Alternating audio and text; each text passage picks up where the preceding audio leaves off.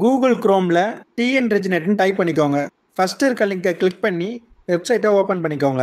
Home page இப்படி தாங்க இருக்கும். இதில் வழிகாட்டி மதிப்பு கொடுத்துருப்பாங்க. ஸோ வழிகாட்டி மதிப்புன்றதை கிளிக் பண்ணிக்கோங்க. வழிகாட்டி மதிப்பு ஒவ்வொரு காலகட்டத்துக்கு ஏற்ற மாதிரி அரசாங்கம் மாற்றுவாங்க.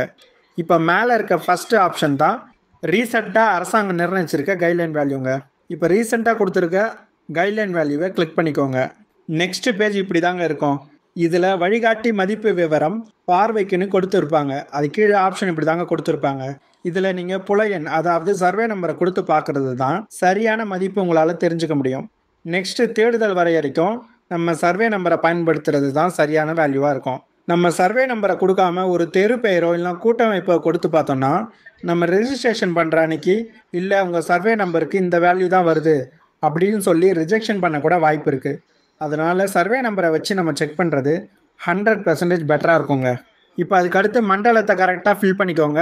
அதுக்கப்புறம் சார் பதிவாளரை சரியாக கொடுங்க. நெக்ஸ்ட்டு பதிவு கிராமத்தை கரெக்டாக செலக்ட் பண்ணிக்கோங்க. நெக்ஸ்ட்டு புல எண், அதாவது சர்வே நம்பரை கரெக்டாக கொடுத்துட்டு தேடுகன்ற ஆப்ஷனை கொடுங்க. நெக்ஸ்ட்டு பேஜ் ஓப்பன் ஆகுங்க.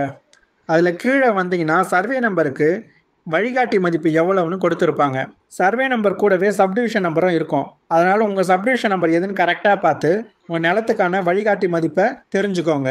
இப்போ கைட்லைன் வேல்யூ சதுர அடியில் கொடுத்துருந்தாங்கன்னா நம்ம அதை அப்படியே யூஸ் பண்ணிக்கலாம். ஒருவேளை அதை ஏக்கரில் கொடுத்துருந்தாங்கன்னா அதை சதுர அடிக்கு கன்வெர்ட் பண்ணிவிட்டு எவ்வளோ செலவாகணும்னு நம்மளே செக் பண்ணிக்கலாங்க. இப்போ நீங்கள் வாங்க போகிற நிலத்தோட மதிப்பு என்னென்னு தெரிஞ்சுக்கிட்டோம்.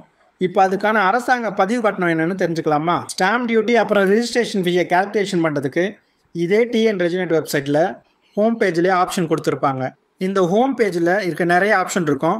அதில் லாஸ்ட்டாக இருக்கும் இந்த உதவியை டச் பண்ணிங்கன்னா தீர்வை மற்றும் கட்டணம்னு இருக்கும். அந்த ஆப்ஷனை ஓப்பன் பண்ணிக்கோங்க. அதுக்கு கீழே நிறைய பதிவு கட்டணங்கள் பற்றி சொல்லியிருப்பாங்க. அது கீழே முத்திரை தீர்வை மற்றும் பதிவு கட்டணம்னு இருக்கும். இந்த ஆப்ஷனை கிளிக் பண்ணிக்கோங்க. இதில் எல்லா ஆவணத்துக்கான முத்திரை தீர்வை மற்றும் பதிவு கட்டணம் எத்தனை சதவீதம் பே பண்ணணும்னு கொடுத்துருப்பாங்க. அதில் உங்களுக்கு என்ன தேவையோ அதை நீங்கள் தெரிஞ்சுக்கணும். ஃபார் எக்ஸாம்பிள் கிரையமாக இருக்க போகுதா, இல்லை தான செட்டில்மெண்ட்டா, இல்லை உயில் பத்திரமா, இல்லை பாக பிரிவினையா. ஸோ இதில் எந்த வகையான ரெஜிஸ்ட்ரேஷன் பண்ண போகிறீங்களோ அதுக்கான பதிவு கட்டணம் என்னென்னு இதில் தெளிவாக கொடுத்துருப்பாங்க. ஸோ இதில் நீங்கள் எந்த வகையான பத்திரப்பதிவு பண்ண போகிறீங்களோ அதுக்கேற்ற மாதிரி ஸ்டாம்ப் டியூட்டி அப்புறம் ரெஜிஸ்ட்ரேஷன் ஃபீஸ் ரெண்டுமே மாறுபடுங்க. எந்தெந்த ஆவணத்துக்கு எவ்வளோ ஸ்டாம்ப் டியூட்டி அப்புறம் ரெஜிஸ்ட்ரேஷன் ஃபீஸ்னு இப்போ நீங்கள் பார்த்துட்ருக்கீங்க. இப்போ நீங்கள் 1000 ஸ்கொயர் ஃபீட்டில் ஒரு இடம் வாங்க போகிறீங்கன்னா அதுக்கோட கைட்லைன் வேல்யூ என்னவோ அதை இந்த 1000 கூட மல்டிப்ளை பண்ணிக்கோங்க. கிடச்சிருக்க வேல்யூ கூட கவர்மெண்ட்டோட ஸ்டாம்ப் டியூட்டி என்னவோ அதை மொத்தமாக சேர்த்து டிவைட் பண்ணிக்கோங்க. இப்போ உங்களுக்கு ஸ்க்ரீனில் தெரிகிற அமௌண்ட் தான் டோட்டலாக ரெஜிஸ்ட்ரேஷனுக்கு ஆகிற செலவுங்க. இப்போ இதில் நீங்கள் முக்கியமாக தவிர்க்க வேண்டிய தவறுகள் என்னென்னு சொல்கிறேன். ஒரு சிலர் மார்க்கெட் வேல்யூவில் வாங்கிட்டு அதை கைட்லைன் வேல்யூவில் ரெஜிஸ்டர் பண்ணுவாங்க. ஆனால் நீங்கள் வாங்கும்போது என்ன விலைக்கு வாங்குறீங்களோ அதுக்கான stamp duty registration fees pay பண்ணிங்கன்னா தான் பேங்க் லோன் இல்லைனா மார்கேஜ் பண்ணும்போது உங்களுக்கு சந்தை மதிப்பிலேயே லோன் கிடைக்கும். அதனால் நீங்கள் என்ன விலைக்கு வாங்குறீங்களோ அதுக்கான ஸ்டாம்ப் டியூட்டியை பே பண்ணி வாங்கிக்கோங்க. ரெண்டாவதா, அதே மாதிரி கவர்மெண்ட்டோட கைட்லைன் வேல்யூ கீழே நீங்கள் பத்திரப்பதிவு காட்டினாலும் பத்திரப்பதிவை பண்ண மாட்டாங்க. ஸோ பத்திரப்பதிவு பண்ணுறதுக்கு முன்னாடி ஒரு நல்ல அட்வொகேட்டை கன்சல்ட் பண்ணிவிட்டு பண்ணுங்கள். சார், ஆன்லைனில் 5 நிமிஷம் கூட உட்காந்து பார்க்க மாட்டேன், எனக்கு எல்லாமே மேனுவலாக தான் பார்க்க தெரியும் அப்படின்னு நீங்கள் நினச்சிங்கன்னா உங்களோட நிலம் இருக்கிற ரெஜிஸ்டர் ஆஃபீஸ்க்கு போங்க. உங்கள் சொத்து அமைஞ்சிருக்க ரெஜிஸ்டர் ஆஃபீஸ்க்கு போங்க. அங்கே போய் கைட்லைன் வேல்யூ புக்குன்னு ஒன்று இருக்கும்.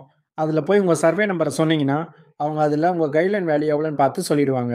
ஸோ நீங்கள் வாங்க போகிற லேண்டுக்கு கைட்லைன் வேல்யூ இல்லைனா மார்க்கெட் வேல்யூ என்னென்னு தெரிஞ்சுக்கிட்டு அதுக்கு எவ்வளோ கவர்மெண்ட்டோட ஸ்டாம்ப் டியூட்டி அப்படின்னு தெரிஞ்சுக்கிட்டு கால்குலேட் பண்ணிக்கிட்டிங்கன்னா எவ்வளோ செலவாகணும்னு நீங்கள் முன்னாடியே தெரிஞ்சுக்கலாம். யார்கிட்டையும் எவ்வளோ செலவாகணும்னு கேட்க வேண்டிய அவசியம் இல்லைங்க. எந்த பத்திரப்பதிவுக்கு எவ்வளோ செலவாகுன்ற பிடிஎஃப் உங்களுக்கு வேணும்னா கீழே கமெண்ட்டில் பிடிஎஃப்னு டைப் பண்ணுங்கள். நான் உங்களுக்கு சென்ட் பண்ணுறேன். இந்த வீடியோ உங்களுக்கு யூஸ்ஃபுல்லாக இருந்தால் ஒரு லைக் பண்ணுங்கள். இந்த வீடியோவில் உங்களுக்கு வேறு ஏதாச்சும் சந்தேகம் இருந்தால் கமெண்ட்டில் சொல்லுங்கள். இந்த மாதிரி லீகல் இன்ஃபர்மேஷன் தெரிஞ்சுக்க நம்ம சேனலில் சப்ஸ்கிரைப் பண்ணிக்கோங்க.